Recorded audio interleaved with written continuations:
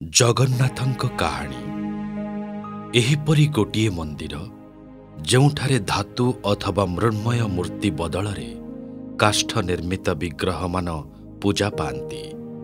ଯେଉଁ ମନ୍ଦିରର ପତାକା ପବନର ବିପରୀତ ଦିଗରେ ଉଡ଼େ।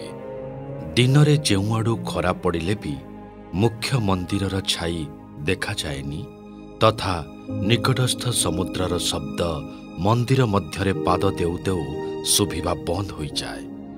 ନିଜ ଭିତରେ ଏହିପରି ଅନେକ ଗୂଢ଼ ରହସ୍ୟକୁ ସାଇତି ରଖିଥିବା ପ୍ରଭୁ ଜଗନ୍ନାଥଙ୍କ ଶ୍ରୀମନ୍ଦିର ଭାରତ ତ ଭାରତ, ସମଗ୍ର ପୃଥିବୀରେ ବି ଅନନ୍ୟ।